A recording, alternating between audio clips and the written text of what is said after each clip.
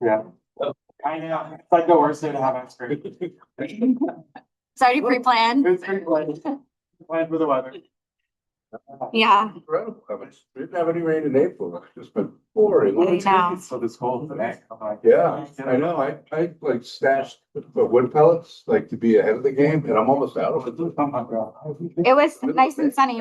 I live in Plymouth and it was like sunny, rainbows, butterflies, and I got out here and I was like, this is awful. Okay.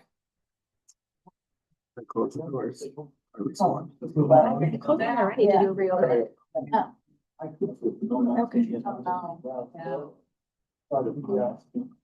that There's only 15 cars. I assume this blurb is kind of online too, right? Yeah, it is online. All that information is, it's just like a condensed version of our website. We're going to go over a lot of it in this presentation as well. All right. So,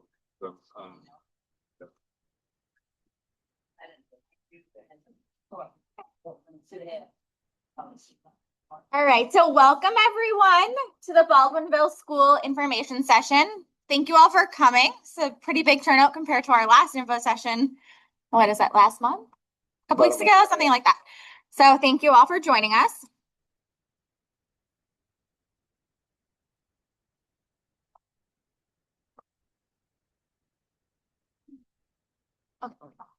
So I'm Brianna Diamond. I'm the operations marketing manager for the property management company, Peabody Properties. And I'm Louis Cancel. I'm a compliance manager with Peabody for the lease-up team. We also have William here as a guest. He's with the development team, so the construction side of things.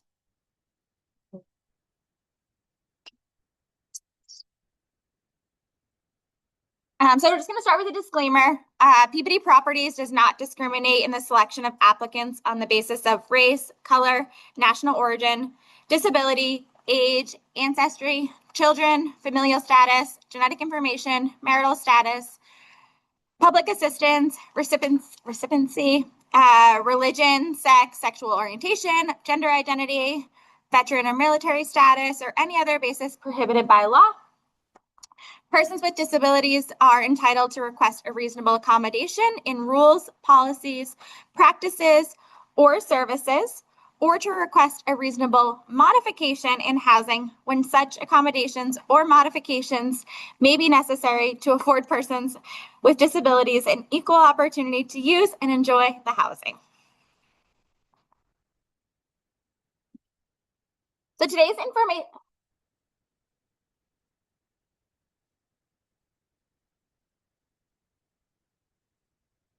It's glitching. Sorry, bear with me for 1 second.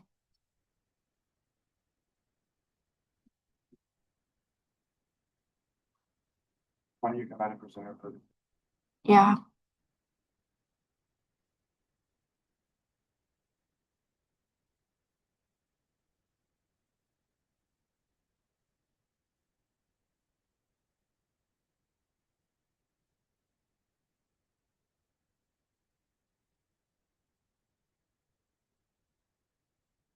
Oh, weird.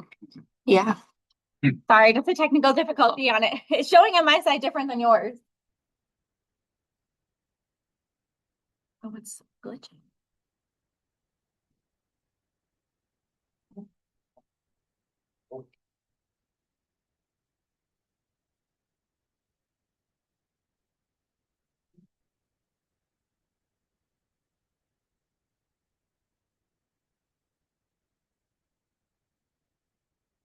Oh, I see. It's because you have a.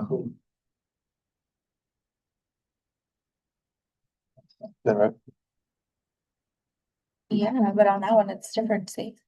I would just use your pointer. Because I'm not sure why it's not rolling through here. Okay, but is it? It's not sharing the screen. No, I'm about to do it. Yeah. Sorry. I have no idea why.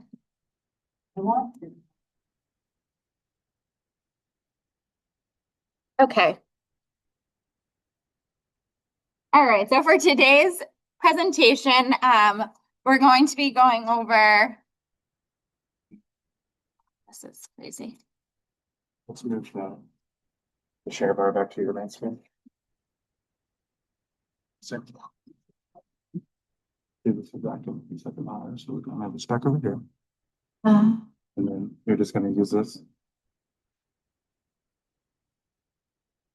Oh, there we go. So just have to, all right. Okay, I think we figured it out. So we're going to learn about the community. We're going to talk about the timeline for the application process. We're going to discuss the lottery process and then the interview process and eligibility requirements. So here's a nice rendering of the property. So on the left-hand side, that's the elementary school that I think many of you have attended, which is awesome, exciting. And on the right-hand side is the new addition. So a little bit about the owners and developers. So Capstone Communities is a real estate development firm focused on creating high quality housing across a range of markets. The company specializes in the development of affordable, mixed income, market rate, and historic apartment communities with a strong emphasis on thoughtful design and long-term livability. We also have MPZ Development. They're a Massachusetts-based real estate development firm focused on creating smaller scale, high quality housing through collaboration with public agencies, municipalities, and community partners. The company specializes in mixed income, multifamily, mixed use, affordable and historic preservation, and community integration.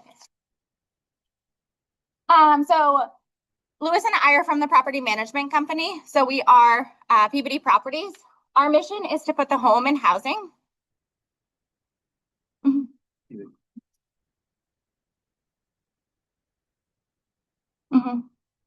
I did, but I want to double check. Yeah. So we put the home in housing. Our managed communities are places where people are nurtured, grow, and prosper among family and friends. As of right now, we manage over 16,000 apartments across Massachusetts, Rhode Island, and part of Florida. We're celebrating our 50th year this year, so it's a big year for our company. We've invested over $48 million in energy funding, and we have over 650 employees. So now I'll get into the good stuff about the actual property. So here's some renderings on the right-hand side of the hallways. So Baldwinville Apartments is a mixed income community. It features the historic Baldwinville Elementary School and then a newly constructed rear addition. It's a total of 54 apartments, 5 of which are lofts, 4 studios, 10 one-bedrooms. We have a total of 29 two-bedrooms and 6 3-bedrooms. So we have a nice variety within our community. And the affordable mix is 49 affordable apartments and then 5 market. For the market rate apartments, we have 2 studios, 1 one-bedroom and 1 2-bedroom. Oh, sorry, 2 one-bedrooms and 1 2-bedroom. What is a market rate apartment? So for the market rate apartments, it just means that there's no income restriction on it. So we're going to get into like how the income restricted apartments work as we get later into this, but for market, there's no cap on how much you can make to live into one of those apartments.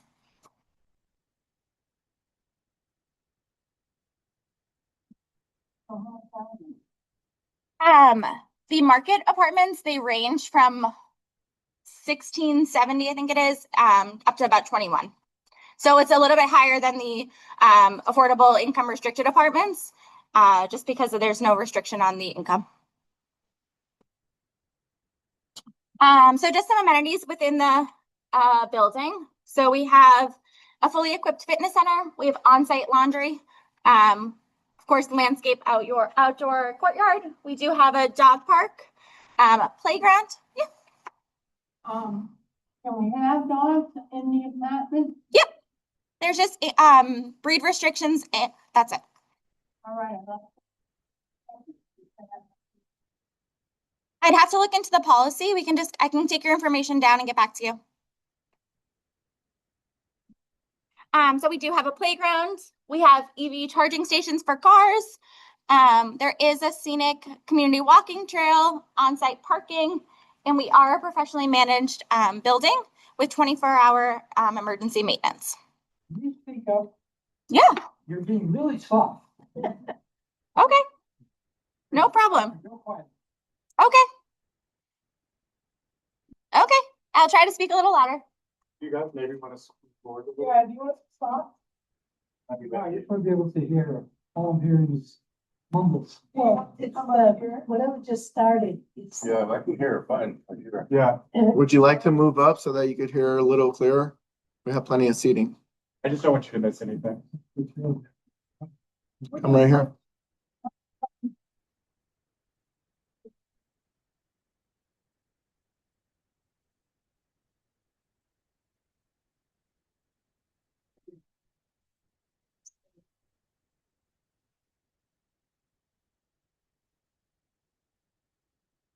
So additional amenities, the apartment amenities. So we have studios, lofts, 1s, 2s, and 3-bedroom apartments. In some of the apartments, we do have nice large windows and high ceilings. Some of the original historic features are still in the building. So as you're walking through, you'll be like, wow, this was there when we went to school. We have kept some of that original features, which is really exciting. Open concept floor plans, and it is modern kitchens with a refrigerator, stove, microwave, dishwasher, and a garbage disposal. On the left-hand side, you will see a rendering of the new apartment. So that's kind of what the apartment's going to look like in terms of finishes, windows, things like that. 1 bedroom, 2 bedroom, loft, what all the layout is that? Yeah, so this is for the 1-bedroom. So the goal of this is just to kind of show you what the kitchen's going to look like. And then all of the apartments are a little bit different. Like I said, I spoke to a couple people. We are anticipating on doing some hard hat tours later this summer. So we'll be able to show the building, get everyone to see it. So that will be exciting. We'll definitely let everyone know when that happens. Some more about the apartment amenities. So the flooring is plank style flooring. We have some nice tile bathrooms, energy efficient lighting, high speed internet. It is wired for Comcast. And then luxury window treatments are included. You'll also see that there is a rendering of the historic building in this picture. It's just like blinds. Like shades, more like shades. It's a shade. Yeah, not blinds, like shades. It's like shade on a roller. Yeah, So you're gonna have Comcast for your cable? yes. It's, it's wired into the building, but you can have other internet services, I'm sure. Yeah, they would just have to come out and wire, but it's already like pre-wired for Comcast. Well, they have boxes now. Yeah, you can just plug it in, and yeah. Get your internet. Definitely. Is that including the rent? No, it's an additional cost.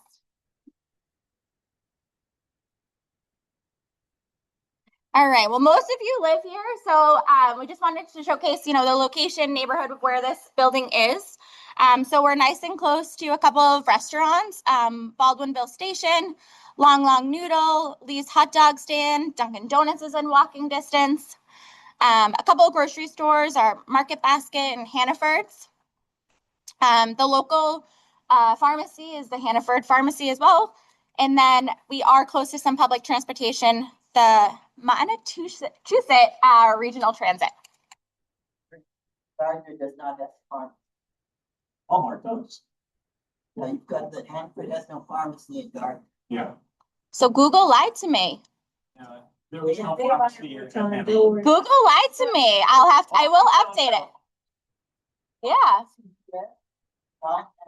Okay, I do apologize for that. I Google searched it. I actually live very far from here, so I apologize. Market Basket, which is further away. Yeah. You know, They're not within walking distance. well, definitely not. I don't know what much that's in walking distance around here. But yeah, these were the closest things that came up when I Google searched everything. Should have checked. Next time I will. I'll give you a call. Like I said, you know this area way better than I do. So these are just some highlights that I found when I was searching. But I guess Walmart and the Walmart pharmacy and Walmart, is it a super center? It is a super center. Okay. The super center in. I work there. So Oh, okay. So you're like the expert. We'll add Walmart to it. Just so, but Good place. Perfect. I'll have to come visit you next time I'm out here. Some just local parks and schools that I Googled, so put that caveat in. So you may have found some other ones that you might know more than I do. But the Houghton Park, Gilman, the field, it does baseball and pickleball. Have you been there? I've seen it. Yeah. Okay. The Otter River State Forest, and then the schools. Of course, we're in the high school, the middle school's over here, and then the Templeton Elementary School. All right, I'm now going to hand on to Lewis to do the fun part. Yeah, so like we mentioned, the property is an income restricted property. So here we have a list of the different rent calculations, rent amounts for the property depending on bedroom size. So all of this ties into the income restrictions, which we will go over in the slides coming up. But you can see some examples here. If you qualified for a 50% income restricted apartment, then your rent would be based on 30% of your household income. If you qualify for the 60%, then the rent is fixed for a one bedroom at $1,310. And so we have on the right-hand side on the column there, a limited amount of a certain number of apartments aligned with each income restriction and bedroom size. If you happen to have a mobile housing voucher, then you are not subject to any minimum income requirements. Is it the arrow, Bree? Number. Okay. Yeah, so we'll give out a number that comes directly to us, to the management company. Somebody else, I think she fits under the 30%, but. Yeah. Probably call somebody and talk. Yeah, it's right on the bottom of that sheet. Oh, okay, there's a number you. Yep, there's a Yep. number and an email. All right. So just for everyone's reference, AMI stands for Area Median Income. So based on financial data from the county, the town, the city, depending on where the building is being built, we will take the median income. And so let's say it's 100,000. The 60% area median income would be 60,000. And so that would be the income limit for the 60% units. If it's 50% for 100,000, it'd be 50%. And so on. So those are just numbers that we're using for easy math. So these were the numbers that were calculated based off of this area. So you'll see here that the income limits for each percent, for each AMI is listed here depending on household size. So, household. If you fall in between the brackets, so for 30s and the 50s, so if you fall in between 30 and 50, then you max out at 30 and you would only qualify for 50. Oh, number of people in the house. Yes. Does that make sense? Yeah. As one person. Right. So you would qualify for the 50, but not the 30% unit. Okay. And then for our 60% units, or let me back up, because the 30 and the 50% units, the rent is based off of 30% of your household income. There is no minimum income. You can only be over the income limit. For the 60% units, because there's a set rent for those units, there is a minimum income that we calculate. And there's also a maximum income, which is listed here based on your household size. And when you say household income, does that include bank accounts and? So it includes income from your assets. So not necessarily the balance in your bank account, but the income that you acquire from that account. Yeah.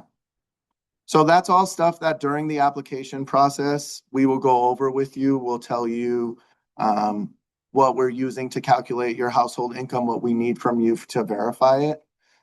This is just an overview, and all this information is available on the website too. And like we said, feel free to call, email if you have more specific questions about your situation.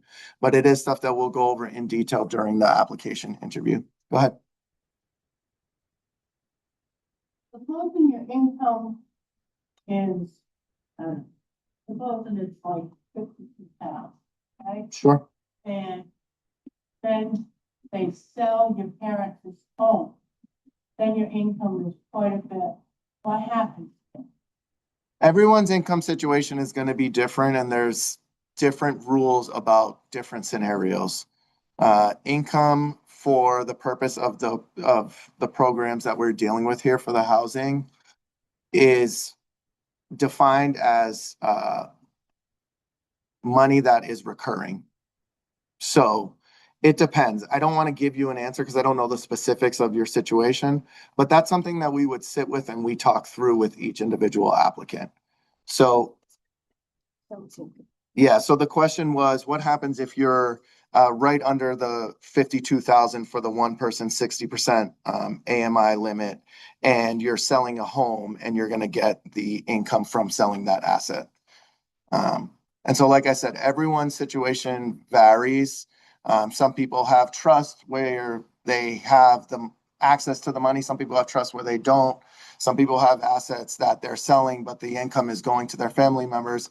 It really depends on the specifics of your situation, but that's stuff that we'll go over with you individually during the intake process if you're called forward from the lottery. Yes. I've tried several twice to call the phone number listed here.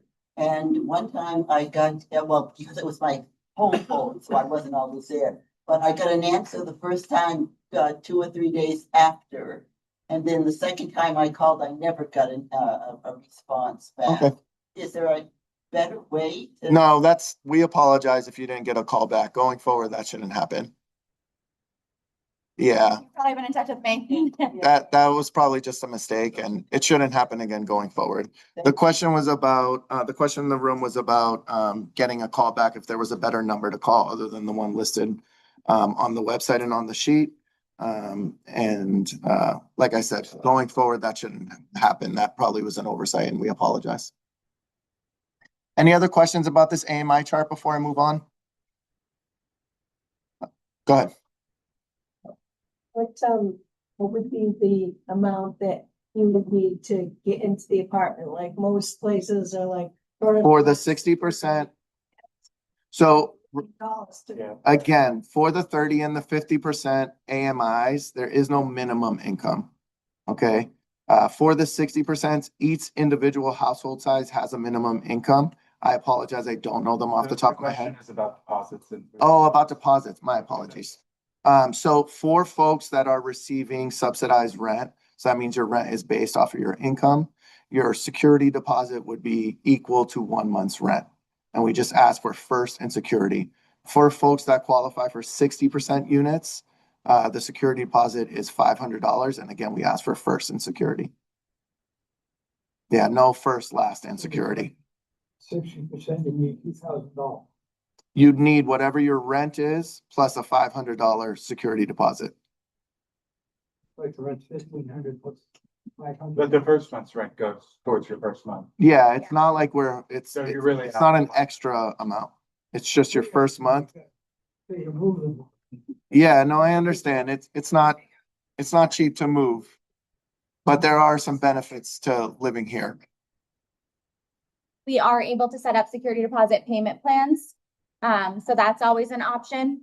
As you get moving forward in the process and we kind of pick move-in dates, things like that, we discuss with you, if you're moving in the middle of the month, it'd be prorated for the remainder days. If you're moving in on the 13th, like it's all based off of the date that you actually move in. You don't have to just move in on the first of the month and pay that whole month's rent. Because, it can ebb and flow a little bit. And then we can also offer security deposits for the security deposit payment plans. Our approach to the application process is to house you, to qualify you and to house you. So we will work with you. We will go through everything that we can to get you qualified and to get you to the apartment. So all of that stuff, again, comes out in the intake process, but just to assure you, that's our goal. We're not trying to disqualify anyone or make it difficult. Sir, you had a question in the back? Yeah, absolutely. You came on the back of. Nice to meet from limit. Yeah. By that page, it says studio, number of apartments, rent, and then income limit. So that income limit is associated with what? The number of apartments that are available? So the rents that are listed all are associated with the 60% AMI units. Any bedroom size that does not have a rent listed, that's because the rent will be 30% of the household's income. So that's the number of apartments. So we have six, if you're looking at that first line, we have six 60% studio apartments that would be rented for 1,240. And those are folks that would qualify for the 60% unit. They would have to have a minimum income and make no more than the maximum income. And someone who didn't pay 30% of their income Correct. for this, for. First, yes, but as you can see that there's less of those apartments and there's more of the other ones. So it's something I can go over with you individually if you want at the end and try and. So basically, there's 49 apartments available with that 30% subsidy. No, No. there are, I can't remember the number. Do you guys remember how many with the subsidy? 4, 5, 9, 11, 13, 14. Yep. I think at the end, we can go over specifically like what you think the person's household income that you're here for, and then we can kind of decide where that bracket they would fit in. It might just be easier to kind of go that way. Yeah. To like make it more personalized for you. Yeah. Okay. So the timeline for the process. We do want to just note that all of these dates are subject to change because it is reliant on the building being completed and opened, okay? I have millions too. So the application period has opened. We are accepting applications for the lottery. It will close July 15th, okay? After July 15th, we will not take any applications that will be used for the lottery. They will be considered post-lottery applications and will not be given preference until we run through all of the lottery applications. The lottery is scheduled for July 22nd, 2026 at 4 p.m. And then For the lottery, it's just a Zoom. You just sign in. It's a very quick process. And then you'll get your lottery number after. You do not have to attend the lottery. It's literally like just press a button and then we send you the results after. Yeah. Just as a full disclosure, it's not in person, none of that, it's just online. So they're gonna sign into the lottery? you don't have to. You Yeah. can if you want. Just so that that we're publicly displaying that it's a random selection and there's no like prior. One. There's one. Just one. One Yep. for the entire pool. Entire. That sorts people into their brackets, which based on the income that you provided on your application, you would pre-qualify for. So everyone gets a lottery number, and then based on your lottery number, we sort the list into everybody that qualifies for based on your self-reporting. You go into different like buckets essentially, based on like the 30%, the 60%. And then your lottery number, if it's number 1, you'd be at the top of the list that you qualify for. If it's number 300, you know, you would be in the spot of essentially 300 on the list that you qualified for. Yeah. Your lottery number is just your preference, your opportunity to qualify for the unit. Okay. It doesn't mean you're guaranteed the unit. It just means we're going to call you first because you're first on the lottery list, or we're going to call you fifth. If you're 25th and the 24 people in front of you don't respond, then you'd be called forward. It doesn't guarantee you the apartment because these are income restricted apartments. You have to qualify. We will email you, call you, we will chase you down. So the way the process works, is we reach out to you via email, mailing address, and or cell phone or phone number that you've listed. If you do not respond, then we send you a letter letting you know that we've attempted to contact you and you'll have 10 days to respond, I believe it is. And then if you don't respond within those 10 days, then we'll send you another letter letting you know that you've been removed for the list. And with each one of those letters where we give you a notice, you have the opportunity to appeal if you feel like there's a justification for it. Yeah. Yep. But you will receive notice. And again, this is based on the information that you've provided on your application. So if your phone number has changed, your address has changed, that's something that you're going to want to communicate to us because that's the information we'll be going on to contact you. Good? Okay, and then what we're aiming for is October 1st to start moving people in. Okay, It'll be a great birthday present, right? It would. the lottery process, Hey, close enough. we touched base on this, but the applications are available via multiple sources. You can call us, request one to be mailed to you. You can mail in a request, you can email us, or you can visit our website, baldwinschooolapartments.com. Okay, we also have them at the regional school district office where you can pick them up in person. Yeah. We do. We do. Yep, we have a whole stack. I think that's what you have on the Yeah. table. Just some basic instructions for the lottery application. You want to make sure to not leave any blanks and fill it out to the best of your ability. You will be sorted in your AMI bracket based off of the information that you provide. So you want to try and be as detailed as possible. Applications that are incomplete will not be eligible for the lottery. Again, if you are deemed ineligible, you will have an opportunity to appeal. So incomplete would mean like not signing it, leaving out like key vital information like birth date, income information, things like that. These are income restricted apartments, so we do need income information on the application. Bree touched on this briefly, but the lottery process will be a random sorting of application numbers that will be performed online for transparency. After the lottery, you will receive an email or a mailed letter, with your lottery number. And then the post-lottery there'll be a sorting based on your income classification. Again, the AMI, your preferences, and your lottery number to determine final placement on the wait list. We mentioned this, but you are not required to be present to participate in the lottery. Every applicant entered in the lottery will receive a lottery number and be notified in writing. Interview process and eligibility requirements. So when you are called forward from the lottery, we will begin the application process and we will request a bunch of information from you. We will request income information, asset information. We will request photo ID, birth certificate, social security card, and we will run a criminal background check, rental history. We will determine your income and your assets and your student status. Okay. For many folks, a student status determination is just as simple as saying, I'm not a student. We mentioned, yes. Yeah. Mm-hmm. Or a letter from the Social Security office with your Social Security number. The question in the room was, do you need a physical Social Security card? Invitations to the interview will be sent out within 14 days of the lottery, starting at the top of the wait list. So once we get those lottery results, we start calling people right away. All adult household members must attend the interview and bring requested documentation.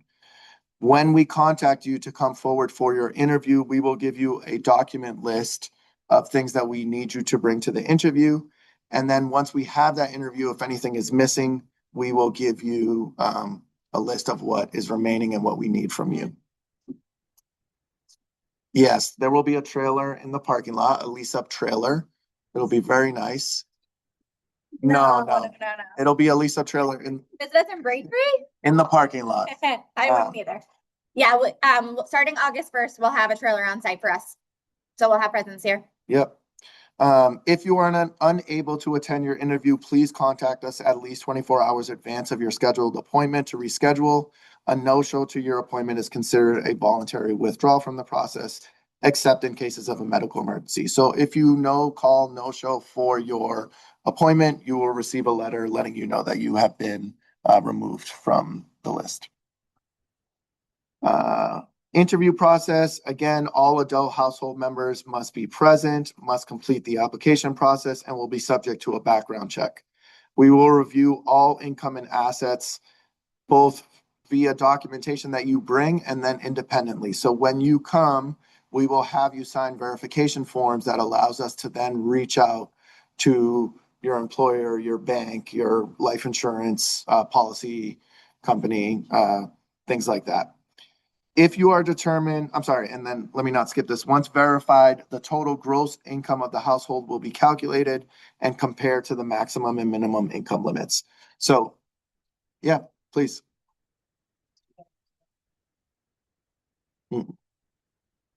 No, that's for a different type of housing program, not for this one. The question was, do we deduct from the household income based off of what folks pay for health insurance? And we do not. Nope, this is based on your gross income. With that gross income, does that include, I thought it said like your insurance policies? Yes. If you have a $10,000 insurance policy. Only, yeah, so the question is, does your gross income include insurance policies? So the only life insurance policy that we include as an income is the cash value of your whole life policy. So not the estimated value where you to have to use it. It would be, yeah, so that's that's an example of something we would request from you if you have whole life insurance is your life insurance statement so that we can determine the cash value of the statement were you to withdraw it. And then that would be included as your income because that's an asset that garners you income. Even though you aren't using it, that's what the program requires us to calculate as your income. Yes. Oh, don't include what we pay. People include what I have. Correct. We do not calculate expenses. We do not factor in expenses. We just factor in income, gross household income. When I die, if I die. is it the gross income? It depends on your policy. If you have term, then no. If you have whole, then it would be the cash value. But just to give an example, I don't know how much folks know about life insurance. Just because you have $1 million policy, if you signed up today, your cash value of that policy is nothing, 50 cents, maybe $1. If you've had it for 30 years, your cash value maybe is $30,000. So again, all of these things depend on individual circumstance, and that's stuff that we will talk you through in the application process. Okay. If you are determined to be ineligible, we will send you written notice via email or mail. And again, you have the opportunity to appeal. One important thing to know here is your place will be held on the wait list until the appeal process has been completed. So if you have started the application process and we deem you to be ineligible and you appeal, we will hold your unit. We might start processing someone else, but you will have the right to that unit if that appeal is heard and overturned. What would determine us to be ineligible? Being over income or failing the credit or the criminal background check. The question in the room was what would determine someone to be ineligible? Ineligibility can mean a number of things, but over income, failed criminal, failing to provide documentation in a timely manner, failing to show up for an appointment. Good. Just to kind of go back, but as Louis said before, like we really try, we want to house everyone. So the appeal process is just intended so that the flow keeps going because otherwise the process can be months. And so we do send you like a 5-day letter to get documents because if you're not actually interested, we want to move on to the next person that is interested and we want to house them. So Yeah. that's kind of why there's like these letters that come into play to keep things moving along so we can get, everyone that wants to live at this building into the building. And our goal is to also make the process smooth for you. We don't want to drag it out for you and have you stuck in this uncertain place of, will I qualify? Am I getting the apartment? We try to make it as smooth and quick as possible. Much of that is determined on your participation too and being able to provide the documentation that we ask for. Yes. Blanket, how do you get out? You can move out, but remember that at move-in, you are signing a 1-year lease. So that's something that you would discuss with your management office, but you are responsible for the terms of your lease unless a specific situation comes up, which I won't get into. What counts as income? I think I went over this, but Income is any money that is recurring that comes to you. So that's employment, that's your uncle giving you $50 a month, that's your pension, that's your self-employment, business from a property, and again, dividends and interest from assets. So things like bank accounts or sale of an estate or something like that. These are just more things that count as an asset, anything that you can turn into cash value. And again, these are things that we will discuss with each one of you individually. We have many questions that we ask you during the process to try and verify what you might have, because what our program determines as income might not be necessarily what you consider income. But these are just some examples here. And we can talk about that tonight. Yeah, I'm happy to answer any individual questions after. Bree mentioned this, but we do ask that you provide documentation within 5 business days. Failure to do so may result in your application being denied, and then you would be sent an email or a letter to inform you of the denial and will include the opportunity to appeal. The one caveat to this is we know that there are extenuating circumstances in receiving some verifications. Going back to what we said about our intention to house everyone, we will work with you if you are working with us and keeping us updated. For example, I don't know how many folks receive Social Security, but we know if you ask Social Security to mail you a letter, it can take between 5 and 10 business days. So obviously a 5 business day countdown wouldn't be fair here. We're not going to exclude you for that because our intention is to house you. But if you just go 5 days without letting us know that you even sent away from it, then we would deny you.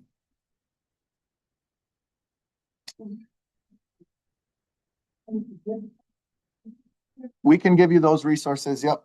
We will try to assist you as much as we can. So there's only so many things we can help you with because a lot of that has to be done by the individual who's the account holder, but we will do our best to help you. We have a lot of those resources.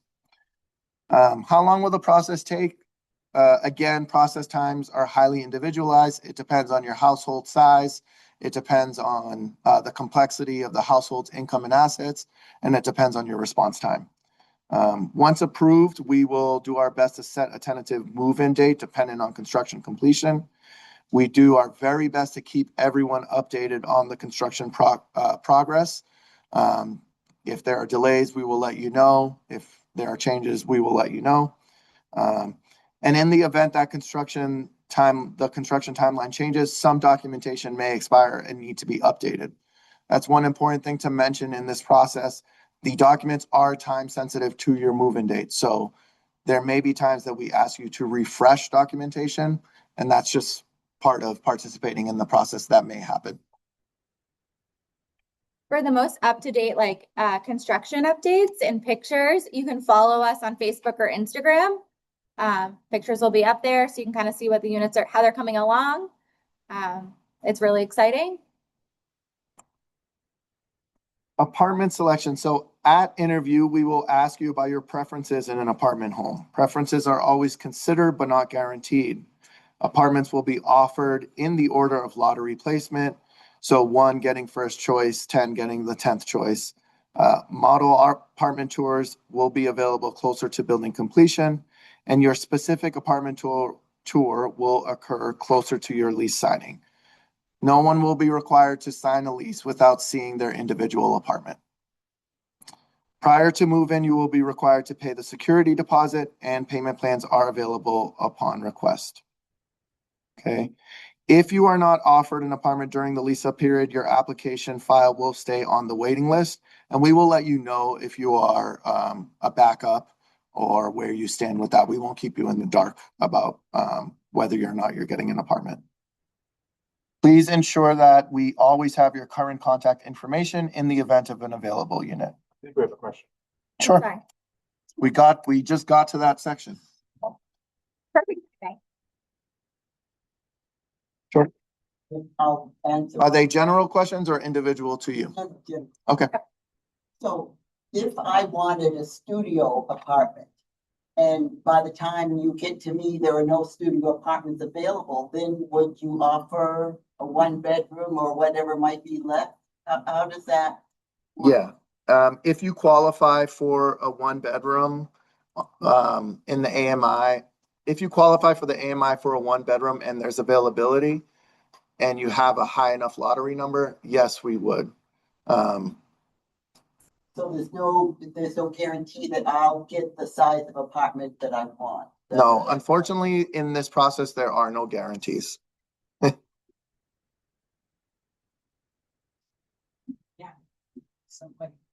Yes, because you will be sorted into the different buckets based off of your AMI and the bedroom size.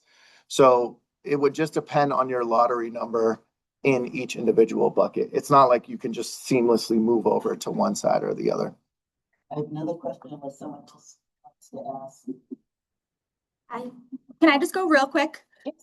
Sorry. So one thing I do want to note, and for this property, we do have a local preference. So if you currently live in Templeton, you work in Templeton, your children go to school in Templeton, or you've been offered a job in Templeton, we move through the local list first, and then we move on to the general wait list. So we would say like we have 100 people on our local 30% or our local 60% studio list, right? We go through all those 100 people. If you live outside of town, then we would go to that list after we've already completed our local list. That was my second question. Okay. Perfect. Yeah.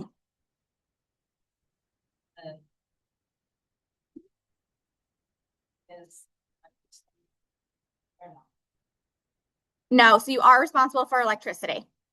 So the question was, what is included, and you're responsible for electricity. And it's Templeton, like municipal, yeah. Yeah, heat is electric. And heat is electric. That was the hot water. It's a fully electric.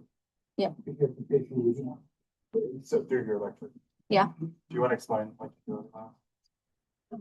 Yeah. That's like a whole other thing. Not really. Yeah. Just remember that this is new construction, high efficiency boilers. It's not like you're, heating your old drafty apartment or your rundown, not to say any. Actually, the new construction building is what's called passive house certified. It's a really tight envelope, which creates like almost no passive heat or airflow outside of the building. So it's highly, highly efficient. And of course, the redevelopment of the historic school as well has been, it's not passive house certified, but we've done it in such a way to take into account sustainability. So is it so airtight that we don't breathe?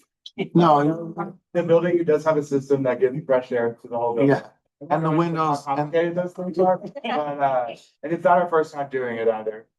So we know those systems well, and It won't be closed down because they get crap. what other questions do folks have that are general for the room, and then we can answer individual questions on them. My neighbor up above or down or below or next door, is it soundproof? Okay. So with any multifamily living, you never know who your neighbor's going to be. Upstairs, below. I mean, these are new construction buildings. We try to insulate them as best as we can, but at the end of the day, it is multifamily living. So we can never guarantee that you're not going to hear the people next to you, above you, and the person below you is not going to be able to hear you. So if we always say like, you're on caution, if that's your concern of yours, I would highly recommend, requesting a top floor apartment if you're worried about the person above you, because you never know who's your neighbor is going to be. I will say too, though, that the current building code does prescribe how much sound is allowed to move between walls. And we have made sure, and this has been a thing throughout the whole construction and the historic building and the new construction addition. We've made sure through this whole process that we're meeting and exceeding where we can any kind of sound attenuation requirements. 3. Mhm. The question was how many floors? It is 3. William went into some detail about the soundproofing of their due diligence they've done to kind of make it better for multifamily living. Soundproofed as possible. Yeah. What happens if you have a neighbor that has a dog that doesn't shut up? So there will be a property manager on site, and things like that are things that you would discuss with the management office. I have a neighbor who is 60 feet Yeah. away. They're at home. All I hear is damn dog. Yeah, so that would be something you would discuss with your property manager. Then I just say one thing too about the course. local preference. Yeah. 70% of the affordable apartments are set aside for that have a preference for people who live in Templeton and all the other things. 30% of the apartments though are open to non-local, and there's no preference on those. Oh, that's good, because I used to live here. So I wanted to make that point. Yeah. I had to move out because there was. About that, And the way the list moves, really, it can't be predicted because many folks apply to the lottery and then don't respond. Many folks apply and then don't qualify. So just because your number or just because you're on the non-local preference list doesn't mean that you won't be reached. It really just depends on how that process goes.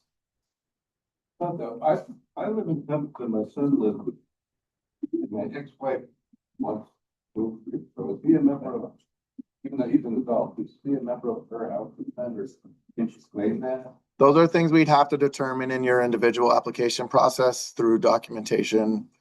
I don't know how much you want to get into that in front of everyone, but we'd, Pull out this thing, filling out the. it's the head of household that has to apply.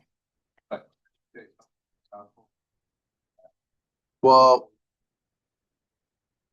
let me think about it and get back to you. Yeah. Is an adult, yeah, Right, yeah. correct.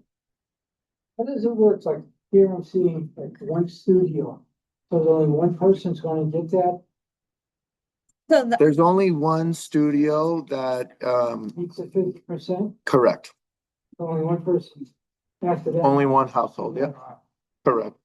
So basically it's better to go for the 2-bedroom one, when there's 22 of them available. it really depends on your household income and how you can, how you qualify. Oh, qualify for both. And your household size. And your household size, like one person does not qualify for a 2-bedroom unit. Yeah, but I have two. No, I know, For 2-bedroom. I'm answering your question in general. Two people, 2-bedroom, Yeah, if they financially qualify. but we financially make it for the 3-bedroom. Okay.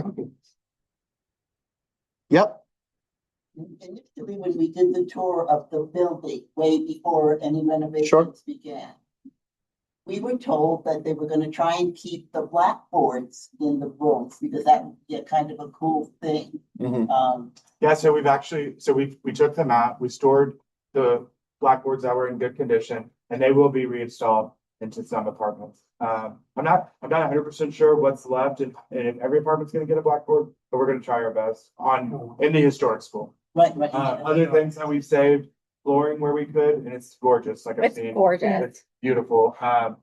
The widths of the corridors will remain the same, so that it still keeps that kind of integrity of the school. Say it again. yes, Yes, we have an elevator. Yeah, Both buildings. it's there's a connector that connects the new addition to the school. If you're familiar with the school, it's kind of before you get to the gym. Yeah. And that's, yeah, you said that when you walked in. So that's where the elevator is. Do they keep the circular staircase? The circular staircase, no. I did keep Yeah. that. What about the facade, the front facade had the lamp of learning in the rectangle above the doorway, and then there was the Templeton High School sign. So the Templeton High School sign, so there was a sign that was out of concrete or stone. Yeah. That had been covered by the elementary Right. sign. We're keeping that. So what about the portico with the lamp of learning above the front door? It's a triangle, I don't know, right? I believe it's attached to the building. Yes. They didn't say. It's, Right below, I believe. right below the Templeton High School, have the. Got a memory. I. So just to interrupt real quick, I want to be mindful of the people that are participating online. See if they have any questions, and then if not, we can call this to an end, and then we'll be available for individual questions at the end. So does anyone on the Zoom have any questions that they want to put into the chat before we call this to a close? I'm seeing some shaking of the heads. No. Okay. Well, thank you for attending online. Please visit our website if you have any questions or give us a call at the number provided as well. Where's our ice cream? The truck is here. I think he may have just left. No way. They ran longer and he had another. We're still not. Get your ice cream. Sorry.